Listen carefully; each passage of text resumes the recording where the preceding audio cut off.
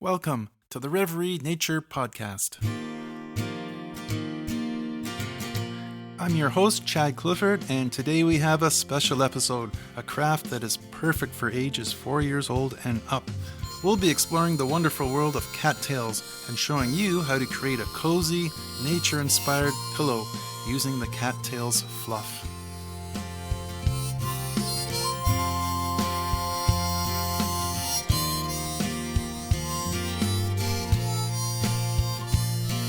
In the Reverie Nature Podcast, you can expect to find a wide variety of topics on the nature experience, from bushcraft, survival skills, nature lore, animal tracks and sign, storytelling, nature soundscapes, and much more.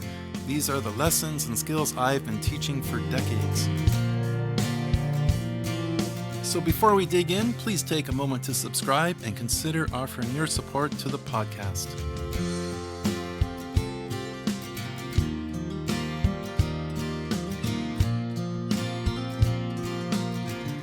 So just what are cattails? Well, if you notice in the wetlands, those plants that have the brown sausage-like tops on them, they can thrive in up to 2 feet of water and spread through seeds and creeping roots called rhizomes. They often form dense clusters, creating wonderful habitat. In future episodes, we're going to dig into cattail a whole lot more, from the wild edible parts of it, its uses, and all the crafts you can make with these. And we're talking insulation for coats, pillows, making mats from the leaves. There's footwear you can make, there's hats you can make, natural fiber cordage. There's just so many uses. It is an amazing plant. So if you're a bushcrafter or an outdoorsman and you're not familiar with the cattail and all its uses, you definitely want to start getting introduced to this plant because it is a food source throughout the year. And this craft we're talking about today, likewise, can be done any time of year. I've done it in the wintertime and in the summer. I find that in common language for plants, that is, instead of using the genus and species in Latin or whatnot, is people often confuse bulrush with cattail. Bulrushes are different plants. The cattails that we're talking about are the ones with the sausage-like heads, those brown clusters of heads that open up and send fluff in every direction. So not to be called bulrush, the proper common name, if we can say there is a proper thing as a common name for plants, it is the cattail. Now my daughter took her cattail pillow in for show and tell one day, and this was, I think, kindergarten or grade 1 perhaps, and she said she had a cattail pillow. And the teacher and all the kids apparently looked at her because they thought she was talking about cats and their tails, and she made the pillow out of the tails from cats. So when that got cleared up, that's fine. Yeah, anyway, great fun activity today. And these cattail pillows, not that you're going to have pillow fights with these pillows, but if you do, you will be the winner because cattail pillows, it's like a down pillow, except more dense and heavy. So yeah, if you swing these around, you might just knock someone out. So yeah, maybe you need to ban these from pillow fights. Other than that though, yeah, just like a down pillow, very comfortable. They do tend to get, I don't know if the word would be matted or a little clumpy later, but yeah, so what? That's just, it goes with the way the fiber responds after use, but great pillows. And I would also recommend making a small pillow at first. It does take a lot of cattail heads to make a large pillow, but I'm getting a little ahead of myself here. The first thing we need to do is consider a pillowcase. And what I did the first time was I got full-size pillowcases. I can't remember if it was at a craft store or the dollar store, and they had these pillowcases with these coloring kits, an iron-on thing you could do, so you could color within the lines some design on the pillowcase, and then after you do your coloring, you take your iron, you put a piece of paper over the coloring, and you iron those colors into the fabric, and now you have a nice design on the outside of your pillow. From there, with the opening end of the pillow, I just stuffed that with cattail, and I sewed it up, and that's all we did, and it was done. So, you can use a cover over this cattail pillow or not. We didn't. And like I said, the first time we did this, it was with a full-size pillowcase. And I think we needed about 120 cattail heads to fill this case. So Yeah, that's a lot of cattails, and you got to be careful where you're picking cattails. You want to get in an area where there's like a field of these cattails, a wetland, obviously. You don't want to go where there's just 20 or 30 cattails because you're way over harvesting in that situation. And not that you're going to wipe them out or anything, but they do, those seeds do serve a purpose. So it's easy to find large open spaces where there's literally tens of thousands of cattails. That's the area you want. And if you don't find one, keep your eyes open. You probably will find one. These cattails are widespread, and it's not too difficult to find large areas with cattails. So, if not making a full size pillow and you have a couple of kids, for instance, or you want to make two or three at once, consider getting about 60 cattail heads for a half size pillow. The second time I did this, I just sewed up some fabric. It was leftover or used bed sheets or whatever it was, and I just on the sewing machine quickly sewed three sides, left the one side open, and we went with that.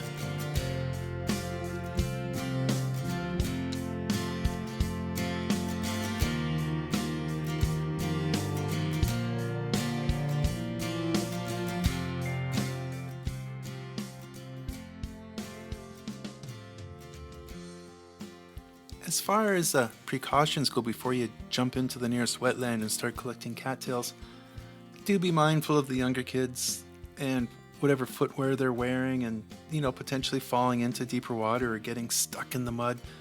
Yeah, if you wear running shoes, I'd say old running shoes are probably best. Why not bare feet?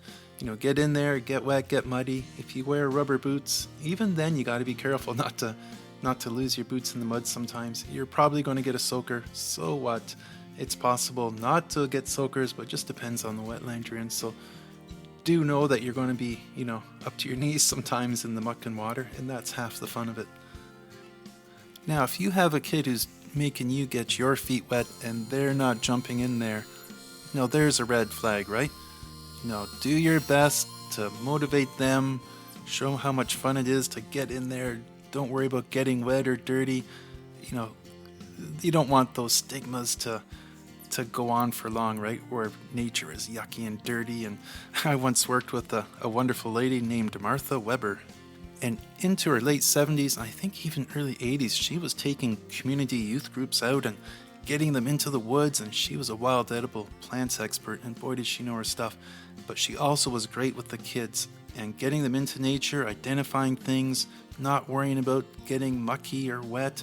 And she would say that, or she did tell me that one time that, if the kids at a young age don't get out there and start getting into the muck and realizing there's nothing wrong with that, if they don't have those experiences, when they grow up, it's so much harder to get them immersed in nature because they just kind of go hands off. They don't want to get mucky or wet or whatnot. So get your kid in there if they're a little hesitant. Get them in there having fun, and next time it probably won't be an issue.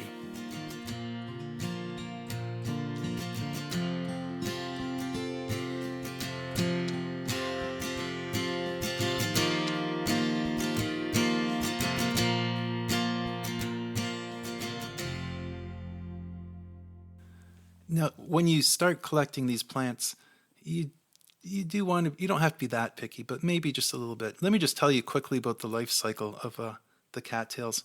In the spring, new leaves grow up. It's just like blades of grass on your lawn, isn't it? But of course, they grow much bigger, and they have a central round stem at the end that this little sausage cattail head grows on, the fluffy part.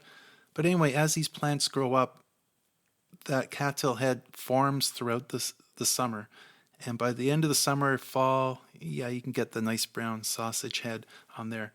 You don't want, and over the winter and then into the spring, the cattail heads from the previous year are still there. And you don't want the ones that have opened up already. You want ones with they still have that sausage shape. And the reason is that in wet weather, dampness, rains, dew, whatever it is, the moisture can get in once the heads are opened up. So unless it's been dry for a few days, you just leave those ones alone. Otherwise, you want the heads that haven't opened up yet. You don't want them while they're still green. If you're not sure if they're still too green, what you can do is just go pick at the head a little bit And if it wants to turn into fluff and float away in the breeze right away, that's what you want. So collecting in the winter is fine, and any time of year, like I said. The hardest time to actually collect is probably spring and early summer, and even to midsummer, because the heads from the previous year are starting to fluff off and blow away. So, with that in mind, remember these plants are dead at this point.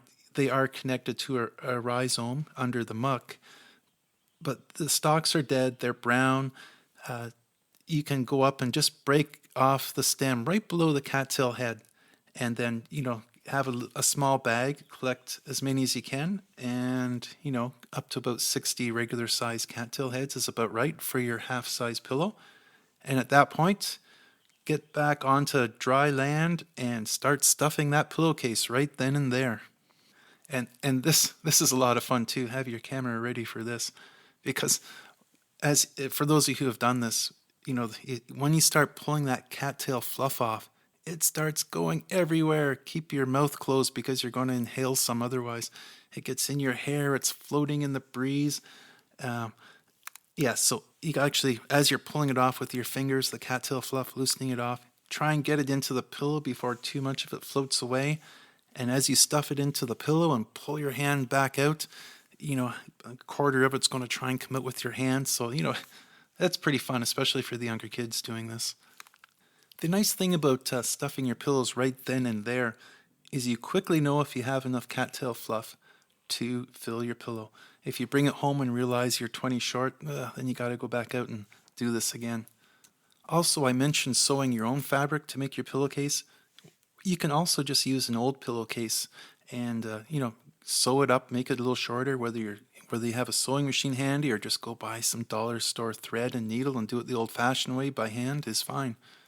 For the younger ones, I'd say under 8 or 9 years old, it's going to be a bit of a struggle. They might be able to get out there and collect 15 on their own with you kind of going out there with them. You're going to have to help them get up to 60 in number. The older kids, they're going to grab 60 in no time, and you don't need much space. So remember, don't over-harvest. You have to find an area where taking 60 dead cattail heads is not going to even be noticeable. So do keep that in mind. Show or model proper harvesting to whoever you're with, and take the time. Go to a different area if you have to, or if you need to only take 5 or 10 here and then go on to the next pond where there's another patch of 100 or so, take another 5 or 10 there. You get the idea. Now back to our pillows. So as you're stuffing your pillowcase and it's starting to look plump, do your best to seal off the top and try and compact it down a little bit. And this will be a little hard to do because it's not compacted at the moment. It's completely fluffy and trying to float away on you. So close that lid, start packing in as much as you can, stuff some more in there, because later when all these fibers do condense and it kind of gets matted down to be a smaller pillow, you don't want to be undersized and have it too flat. Options then are either go get more unstitch it, stuff more cattails in, or just sew the cattail pillow smaller, which is not something you really want to have to do later. So stuff lots of cattails in there and you're pretty much set.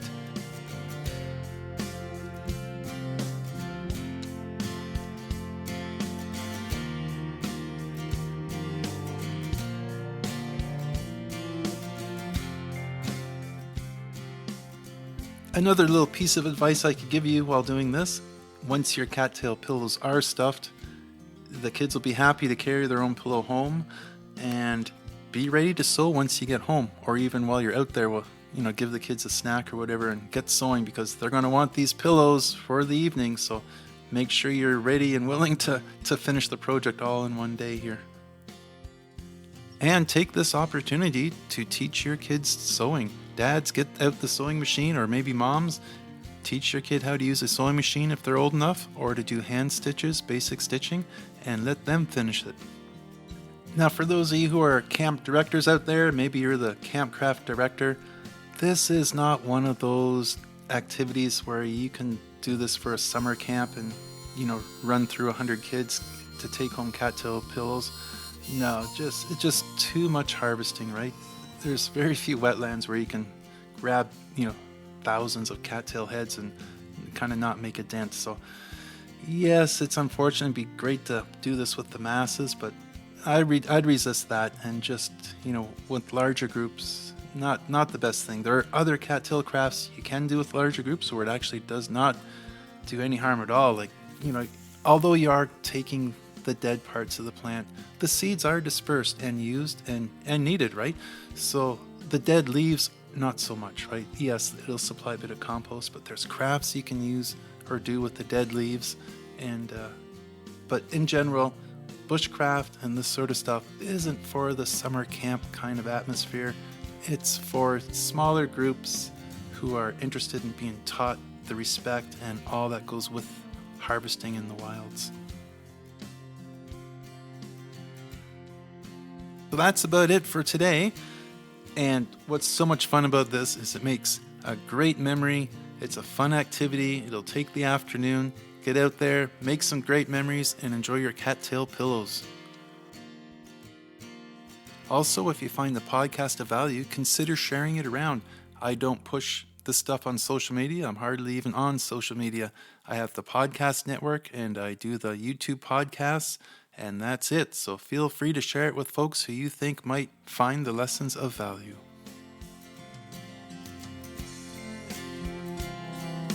Thank you for joining us on the Reverie Nature Podcast. Remember to subscribe for more captivating episodes exploring the wonders of the natural world. Until next time, may you saunter forth, embracing nature's song, and may the whispers of the wilderness linger in your heart. And floating above the forest where a canopy has turned upside down, with trembling aspen